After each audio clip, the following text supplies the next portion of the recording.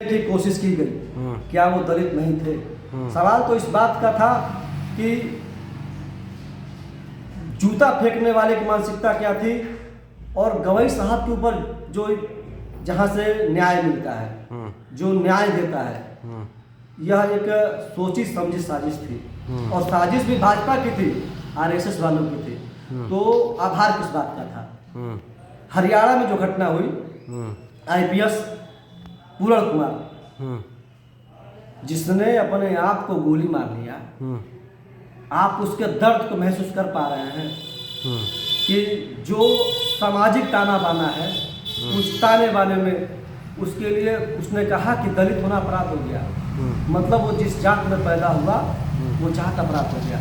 तो दलित और उस आदमी के साथ कितनी प्रताड़ना दी गई, हर दम हर पल बेइज्जत किया गया, यहाँ तक कि उसके बाप के मरने पर छुट्टी तक नहीं दी गई। वो आदमी कितना मजबूर हुआ होगा कि अपने आप को गोली मार ले। और उसके बाद भारतीय जनता पार्टी की सरकार है, उस सरकार में न्याय के लिए भी लड़ाई लड़ना पड़ रहा है, जंग लड़ना पड़ रहा है। जिन अधिकारियों ने उनके साथ इतना गंदा बिहेव किया, जाति का जितना बड़ा भेदभाव रखा, वो अधिकारी छुट्टी पे है। और वो कब हो रहा है? भारतीय जनता पार्टी की सरकार में हो रहा है, डबल इंजन की सरकार में हो रहा है। और छोड़ दीजिए, रायबरेली में एक दलित की हत्या कर दी जाती है, क्या वो दलित नहीं था? गुजरात में दलितों को रोड पे दौड़ा के मारा जाता है और जिसका वीडियो वायरल होता है, तमाम लोगों ने देखा, वो दलित नहीं था। सवाल तो इस बात का है कि बहन जी अगर ये मानती है कि दलितों की मसीहा है, बहन जी मानती है कि मैं दलितों की अगुवा हूँ, तो क्या उन्होंने एक बार भी गगोई पे चीफ जस्टिस पे एक बार ट्वीट किया? क्या उन्होंने जहाँ जहाँ दलितों पर अत्याचार हुआ कहीं एक बताइए जहाँ वो देखी हो? दूसरी बात, वहीं विपक्ष का कहना, एक चीज़ वहीं विपक्ष का कहना है, लगातार जो विपक्ष पार्टियां हैं वो लगातार कह रही हैं कि जो मायावती जी हैं, वो जो उनका भाषण था, वो भाषण उनका खुद का भाजपा पार्टी द्वारा वो लिखा नहीं गया था, वो भाजपा का लेटर है, उसको वो पढ़ के सुना रही थी। इस तरह से लोग कह रहे हैं, इसको कैसे देखते हैं, क्या सच्चाई है, थोड़ा सा बताएं। इसे अब ये विपक्ष कह रहा है और पक्ष कह रहा है, हम उसमें जाएंगे नहीं। सवाल तो इस बात का है कि जो समाज गया था उसने पाया क्या, आपने उसको दिया क्या? और रही बात स्पीच भाजपा कार्यालय से आने की, तो बहन जी का अपना एक तरीका है बोलने का, उस तरीके से बोलती हैं। लेकिन जो बसपा का मूल वोटर था, उसने ये उम्मीद किया था कि जब बहन जी समाजवादी पे बोलेंगी, जब बहन जी कांग्रेस पे हमला करेंगी, तो उसने उम्मीद किया था कि बहन जी भारतीय जनता पार्टी पे भी हमला करेंगी। उसने उम्मीद किया था कि चीफ जस्टिस की बात को बहन जी लखनऊ के मन से संदेश देंगी पूरे भारत को, जो बहन जी नहीं कर पाई। रही बात, और दूसरी बात यह है मनीष जी कि जब जब दलितों पर अत्याचार होता है तो दलित की नेता सिर्फ दलित कैसे हो सकता है?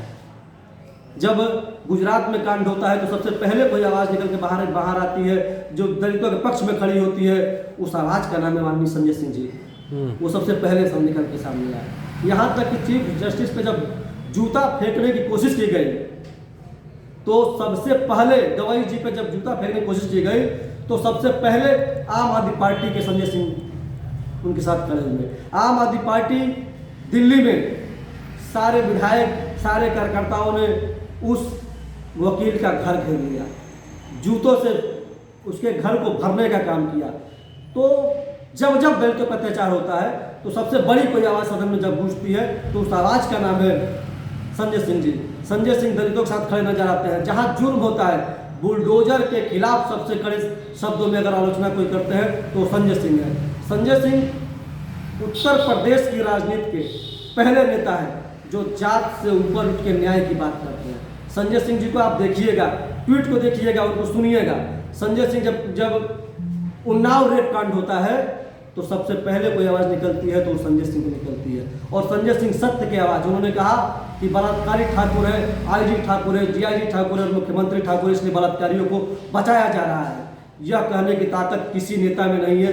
और वो नेता जो अपने जात के खिलाफ, जात के खिलाफ मत कहिए, जो सच को बोलने में अपने जात को भी नहीं छोड़ता हो, वो इंसाफ की आवाज़ है। और तो और छोड़िए, जब आरक्षण को तार तार कर दिया गया और एक जात से पूरे विभाग को भरा जाने लगा, तो संजय सिंह ने कहा कि यह गलत हो रहा है। और मैं जब सत्य बोलता हूं तो लोग नाराज होते हैं, लेकिन उन्होंने कहा कि मैं बोल रहा हूं, अगर इस तरह से चला तो एक दिन जो जातियां बहुसंख्यक नियम कानून तोड़ के जो नौकरी ले रही हैं हाशिए पे आ जाएंगी और समाज का हर व्यक्ति उनसे नफरत करना शुरू कर देगा। यह कहने की ताकत मेरे नेता में है, जो संजय सिंह जी हैं। आज देश की आवाज़ है और सबसे बड़ी बात सत्य की आवाज़ है। जहाँ गलत होता है वहाँ संजय सिंह जी दिखाई देते हैं। और तो और छोड़िए, वोट चोरी होता है, हरियाणा में वोट चोरी हुआ, यह बड़ा मुद्दा था। हरियाणा में वोट चोरी होता है, राजस्थान में वोट चोरी होते हैं, बिहार में एक पते पे हजार वोट बढ़ा दिए गए, यह मुद्दा था ना, यह मुद्दा था, ईवीएम बंद का मुद्दा था।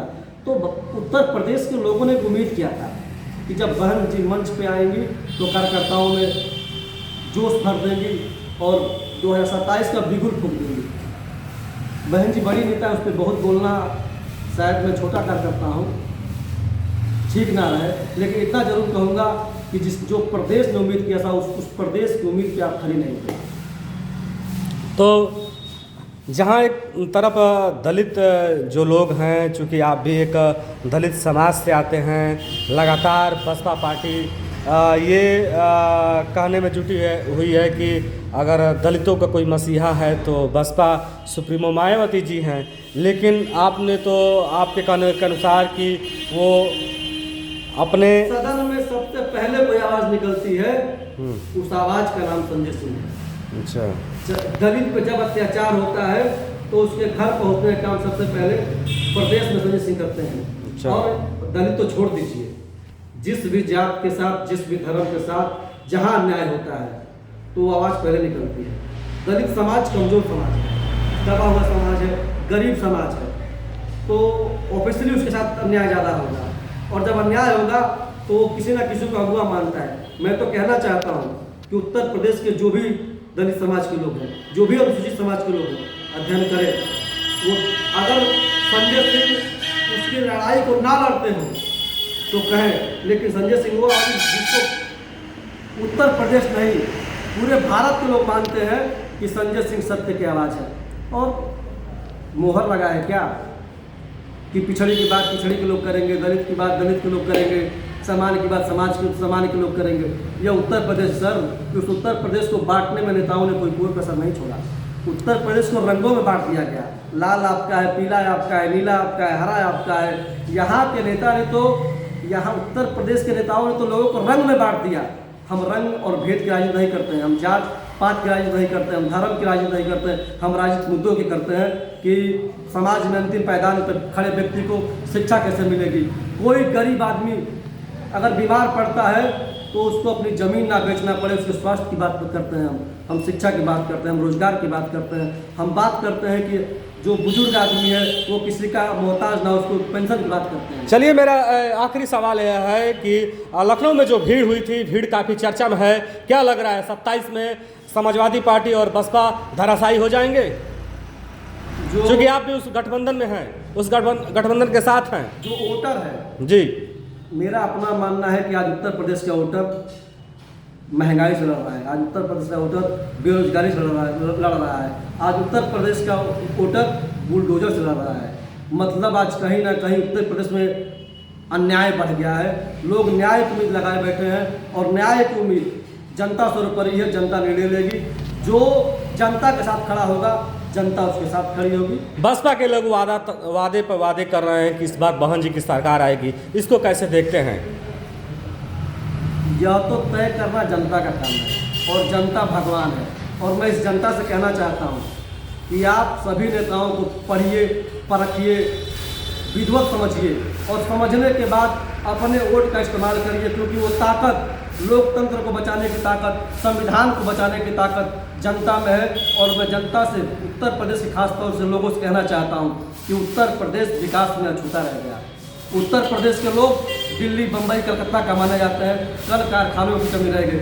उत्तर प्रदेश बेरोजगारी में नंबर 1 है। और तो और दलितों पर अत्याचार में जो जिसकी प्रशंसा की गई, भारतीय जनता पार्टी का आंकड़ा है, योगी और मोदी का आंकड़ा है कि उत्तर प्रदेश दलितों पर अत्याचार में नंबर 1 पे है। तो ठीक है। जनता अपना निर्णय करेगी, जो सही होगा उसको बहुमत में देगी। लेकिन उत्तर प्रदेश के लोग, उत्तर प्रदेश जनता देवता तुल्य जनता है, वो इस बार भारतीय जनता पार्टी की जमानत जब्त कराएगी और इस बार सरकार बदलेगी, एक अच्छी सरकार लाएगी। ठीक है। फिर मैं किसी अगले वीडियो में मिलते हैं, तब तक के लिए सभी लोगों को नमस्कार।